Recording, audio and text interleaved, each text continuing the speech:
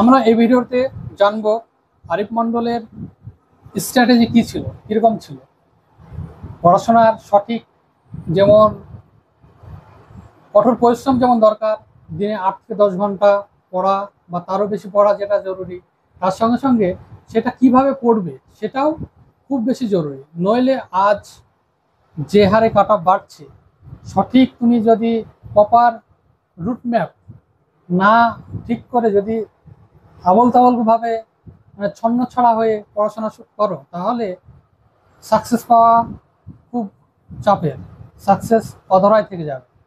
তাই আমরা আজ আরিফ মণ্ডলের স্ট্র্যাটেজি নিয়ে জানব।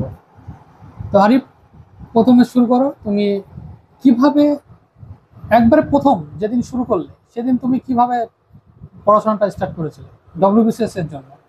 ওকে, হ্যাঁ, ডব্লিউবিসিএস এর যখন প্রথম আমি প্রিপারেশন শুরু করি তখন আমার কাছেও কোনো ধারণা ছিল না যে আদৌ কিভাবে কি প্রিপারেশন শুরু করা যায় বা কোন বইগুলো কিনবো বা কিভাবে শুরু করব। তো এই জন্য সবার মধ্যে আমি কিছু ইউটিউবে সার্চ করলাম, কিছু ভিডিও দেখলাম, কয়েকজন বন্ধুর কাছে জিজ্ঞেস করলাম, তারা কিছু বই সাজেস্ট করলো। কিন্তু আমি প্রথম থেকে একটা বিষয়ে খুব স্ট্রিক্ট ছিলাম যে আমি কোনো একটা বই বা কোনো একটা রিসোর্স চুজ করার আগে আমি সেটা আমি হাজারবার ভাববো তারপরে চুজ করবো, সেই দিক দিয়ে আমি খুব চুজি ছিলাম। কারণ আমার মনে হয় এই যে যেটা তুমি বললে যে প্রিপারেশনটা ওই ছন্ন ছড়া করে ছড়িয়ে ছিটিয়ে নিয়ে প্রিপারেশন করলে কিছু হয় না, তখন না তুমি জিনিসটা সুন্দর করে স্ট্র্যাটেজিক্যালি একেবারে লিমিটেড রিসোর্স করছো, ততদিন মাথায় একটা প্যাটার্নই সৃষ্টি হয় না, যেটাতে আমাদের দরকার প্রিপারেশনের জন্য। তাই প্রথম বই যেটা কিনেছিলাম সেটা হচ্ছে জিকের জন্য লুসেন্টের ইয়েলো কালার বইটা। ওটা দিয়ে জাস্ট শুরু করেছিলাম প্রিপারেশন, কম্পিটিটিভ প্রিপারেশন। তারপরে বিসিএস যখন সম্পর্কে একটু জানলাম, আমি ম্যানুয়ালটা কিনলাম, নিতিন সিংহানের স্যারের ম্যানুয়াল বইটা কিনলাম। ওটা দিয়ে প্রিপারেশন শুরু করে আমি এখন ওটাই সকলকে সাজেস্ট করি যে যখন একেবারে বিগিনিয়ার যে শুরু করছে বিগিনার, তাদের জন্য ম্যানুয়ালটা দিয়ে শুরু করাটা বেস্ট। ওখান থেকে সব সাবজেক্টের সম্পর্কে আমি একটা ওভারঅল আইডিয়া এবং প্রেলিত হয়ে যায়, আপ টু মেইনস অনেকটা হেল্প হয়ে যাবে জিএস এর ক্ষেত্রে। তো ওটা দিয়ে আমি শুরু করেছিলাম। তারপর আস্তে আস্তে আরো অনেক বই, প্রিভিয়াসের জন্য বিসিএস স্ক্যানার নিই, প্রিভিয়াসের কোশ্চেনগুলো দেখি, তারপরে সাবজেক্ট ওয়াইজ আরো অনেক বই কিনতে হয়। আচ্ছা, তো প্রিভিয়াস ইয়ারের কোশ্চেন পড়ে তারপরে টেক্সট পড়া, তারপরে আবার এমসিকিউ প্র্যাকটিস করা, এটাই তো প্রসেস। এটা সবাই মেনে চলে যারা সাকসেস পায়। তো তুমি কি কি বই ফলো করেছো? আমি যদি সাবজেক্ট ওয়াইজ আসি তাহলে একেবারে হিস্ট্রি যখন শুরু করেছিলাম প্রিপারেশন, তখন জীবন মুখোপাধ্যায় স্যারের বইটা দিয়ে পড়া শুরু করি। ওটার পরে আমি মডার্ন হিস্ট্রির জন্য স্পেকট্রাম রাজীব আহির ওই বইটা পড়ে নিয়েছিলাম। প্রিলিমসের আগে এগুলো আমার মানে কমপ্লিট হয়ে গেছিলো। আফটার প্রিলিমস আমি অ্যানসিয়েন্ট মেডিভালটাকে ডিটেলস পড়ার জন্য পুনম দালাল দাহিয়া ম্যামের বইটা পড়ি এবং সিলেক্টিভলি সেটা পড়তে হয়। এটা হলো হিস্ট্রির কথা। জিওগ্রাফি যদি আসি, আমি জিওগ্রাফির আমি যেটা করেছিলাম ম্যানুয়াল থেকে তো একটা আইডিয়া হয়ে গেছিলো, তারপরে আমি একটা ইউটিউবে পুরো প্লেলিস্ট করেছিলাম, ওই প্লেলিস্ট থেকে কমপ্লিট করে একটা সেলফ নোট করেছিলাম। এবং দুটো জিওগ্রাফির বই আছে এখন, অরবিন্দ পেরিয়ারের অরবিন্দ স্যারের একটা বই আছে geography of India, and Mahesh Kumar বানোয়ালের জিস্ট অফ এনসিইআরটি। তো যে কোনো একটা করলেই হয়। তো আমি জিস্ট অফ এনসিইআরটি করেছিলাম, কিন্তু পরে মনে হচ্ছে পেরিয়ারটা অনেক বেটার, ওটা থেকে অনেকেই করতে পারে। তো জিওগ্রাফি এটা হলো ইন্ডিয়ান জিওগ্রাফি। ওয়েস্ট বেঙ্গল জিওগ্রাফির জন্য অ্যাজ সাচ তেমন কোনো বই ডিফারেন্ট পড়ার দরকার নেই, কারণ খুব বেশি প্রশ্ন আসে না, 7-8টা বা 10টা প্রশ্ন হয়তো মেন্সে আসে, প্রিলিমস আরো কম। তো ওই ম্যানুয়ালের শেষে যেটা আসে প্রিসাইজ ভাবে আছে, ওটাই more than enough West Bengal জিওগ্রাফির জন্য। এটা হলো জিওগ্রাফির কথা। দেন আমি যদি পলিটি আসি, পলিটির একটাই বই, সেটা হচ্ছে লক্ষ্মীকান্ত। তবুও বিসিএস এর জন্য পুরো লক্ষ্মীকান্ত পড়ার দরকার নেই, প্রথমের দিকে সব চ্যাপ্টারগুলোই পড়তে হবে, fundamental right, fundamental duty, DPS, speed, etcetera. তারপরে কিন্তু সিলেক্টিভ হয়ে যেতে হবে শেষের দিকে চ্যাপ্টারগুলো একটু বেছে বেছে পড়তে হবে, সব দরকার নেই বিসিএস এ। তো ওইভাবে যেমন আর্টিকেল অ্যামেন্ডমেন্ট, এগুলো খুব প্রশ্ন আসে, পার্ট শিডিউল বা রিসোর্স থেকে, জাজমেন্ট থেকে, এগুলো মানে খুব সুন্দর করে খুঁটিয়ে খুঁটিয়ে পড়তে হবে, এগুলো ছাড়ার জায়গা নেই। ওইভাবে প্রিভিয়াস কোয়েশ্চেন দেখলে একটা আইডিয়া পাওয়া যায়। এটা হলো পলিটির কথা। ইকোনমি যদি আমি আসি, ইকোনমির ক্ষেত্রে প্রথমত কনসেপচুয়াল ক্লিয়ারিটির দরকার। তো যে কোনো একটা যদি স্যার কোনো ভালো থাকেন তো ভালো কথা, যদি অফলাইনে পাওয়া যায় বা অনলাইনে অনেক স্যারের পড়ায়।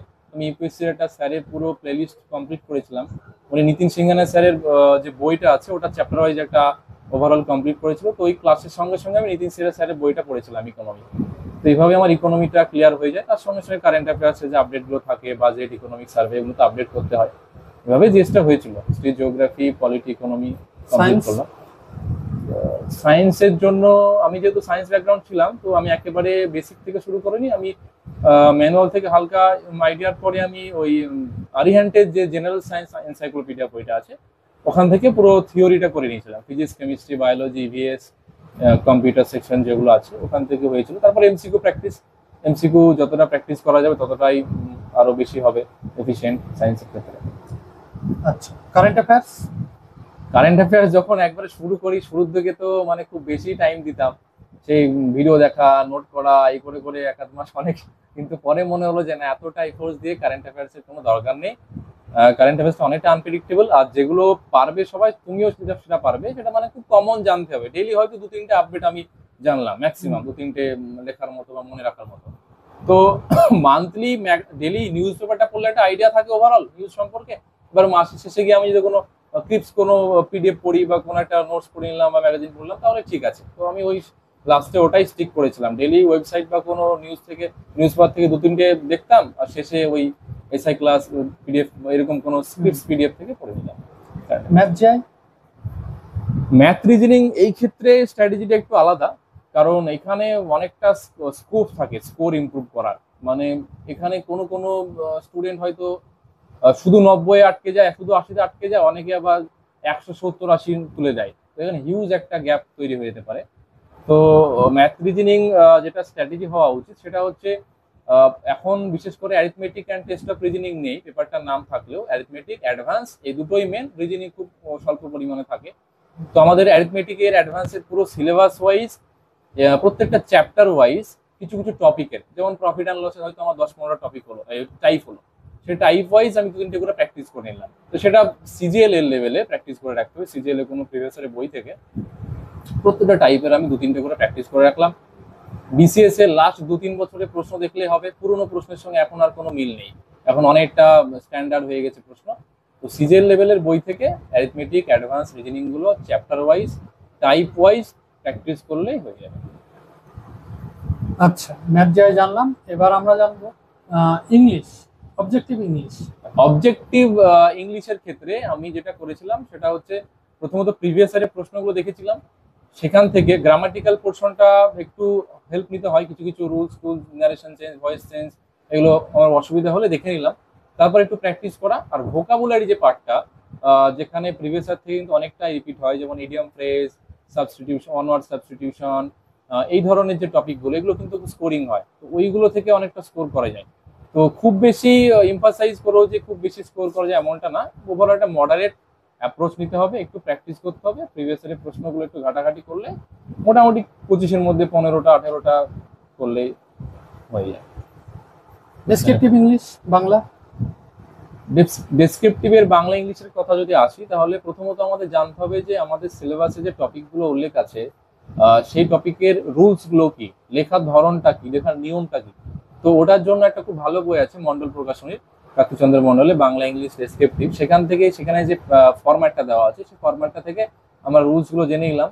তারপরে আমরা নিউজ পেপার পড়ছি, বাংলা ইংরেজি নিউজ পেপার পড়তে পড়তে বিশেষ করে এডিটোরিয়াল পোর্শনটা পড়লে কি আমাদের সেন্সটা গ্রো হয় কন্টেম্পোরারি ইস্যু সম্পর্কে, বিভিন্ন রকম, যেমন ক্লাইমেট চেঞ্জ বা আনএমপ্লয়মেন্ট, বিভিন্ন ইস্যু সম্পর্কে তো ডিসকাশন হয় এডিটোরিয়ালে, তো ওখান থেকে একটা সেন্স গ্রো হয়। তারপরে আমি অলরেডি বললাম যে রুলসগুলো জেনে নিয়েছি, তারপরে লেখা। এবার লেখার মাধ্যমে সে আমার যে ভেতরে চিন্তা ভাবনা, আমার যে সেন্সটা গ্রো হয়েছে, সেটাকে এক্সপ্রেস করলে কি লেখার ধরনটা আস্তে আস্তে ইমপ্রুভ হবে, সময় লাগবে। হয়তো সপ্তাহে আমি যেটা করতাম, 2টো বাংলার টপিক, 2টো ইংলিশের টপিক, আজকে একটা পিসি করলাম বাংলার, কালকে একটা ইংলিশ রিলেটেড রিপোর্ট রাইটিং, এভাবে অল্টারনেট করে 2টো করে লেখা প্রথমের দিকে প্র্যাকটিস করতাম। পরীক্ষার আগে এসে আমি ফুল মক দিতাম, ফুল মক বাংলা ইংলিশ দিতাম, এবং সেটা যদি কোনো স্যারকে বা কোনো সিনিয়র দাদাকে দিয়ে চেক করানো যায়, একটু ইভ্যালুয়েশন করে দেওয়া, মার্কসটা নয়, কোথায় আমার একটু ভুল হচ্ছে, একটু ইমপ্রুভ করা যেতে পারে, এইগুলো দেখলে হয়ে যাবে বাংলা ইংলিশটা। প্রত্যেকেরই স্ট্রং জোন থাকে, উইক জোন থাকে, তো তোমার যে উইক জোন ছিল সেগুলোকে তুমি কিভাবে হ্যান্ডেল করেছো? হ্যাঁ, আমার ক্ষেত্রে উইক জোন যদি বলি, প্রথমতই উইক জোন মনে হতে ডেসক্রিপটিভ পার্টটা, যে বাংলা ইংলিশ কিভাবে লেখাটা, কেউ তো নেই, কিভাবে চেক করাবো, কিভাবে ভালো হচ্ছে কি ঠিক হচ্ছে।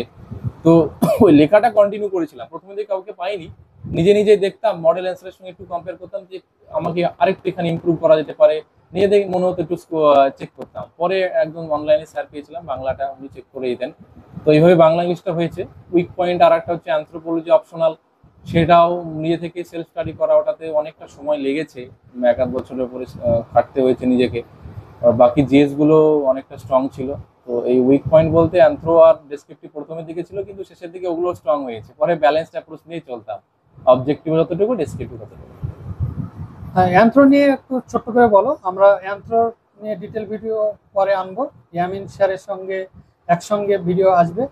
ইয়ামিন শেখ যে ডব্লিউবিসিএস 2022-এ 12 র্যাঙ্ক করেছে এবং 2023-এ আবার A+B-তে ডাক পেয়েছে। আর আরিফ মন্ডল যে ডব্লিউবিসিএস 2022-এ 21 র্যাঙ্ক করেছে, আবার গ্রুপেতে 23-এ ডাক পেয়েছে। তো দুজনেই পরপর 2 বছর অ্যানথ্রোপোলজি অপশনাল নিয়ে ডাক পেয়েছে, তাই তাদের নিয়ে একটা আলাদা ভিডিও আসবে অ্যানথ্রোপোলজি নিয়ে। তো এখানে একটু ছোট করে বলো অ্যানথ্রোপোলজি একটু। অ্যানথ্রোপোলজি প্রথমত অপশনালটা চুজ করাটা একটা ব্যাপার, যে আমার সায়েন্স ব্যাকগ্রাউন্ড, আমি কেন অ্যানথ্রো নিলাম, বা যে কোনো অপশনালের ক্ষেত্রে।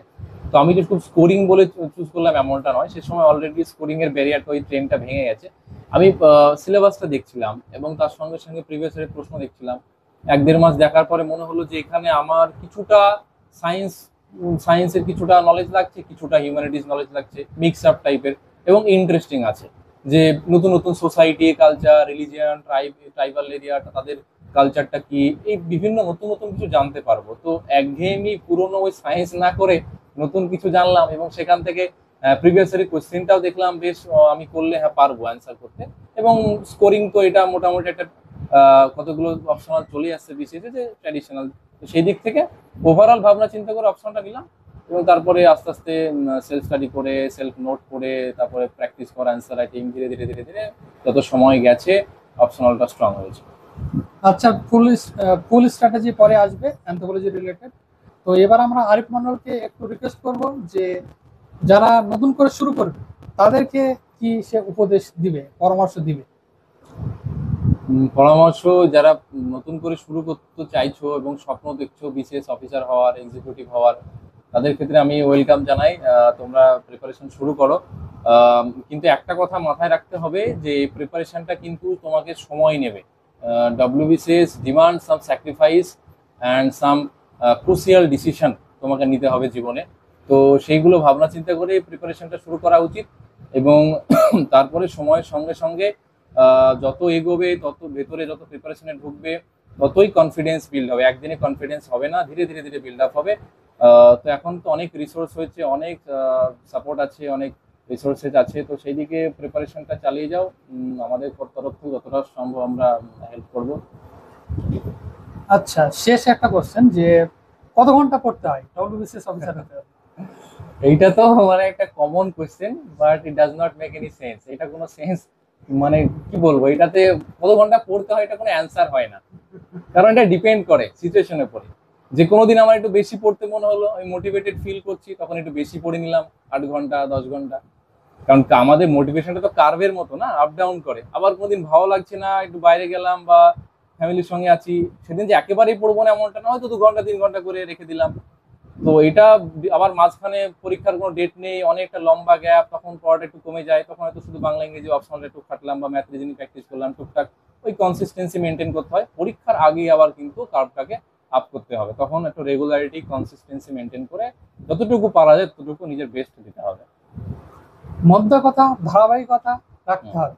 আর আরেকটা কথা হচ্ছে যে বেসলাইন সবার এক হয় না। কেউ হয়তো সেই জিকে পোর্শনটা ভালো জানে, তার সেই জিকে পোর্শনে তাহলে কম জোর দিতে হবে, তার কম টাইম পড়তে হবে। কারো দেখা গেলো স্কুলিং ভালো হয়নি, তাহলে সেই বিষয়গুলো তাকে একবারে নতুন করে জানতে হবে।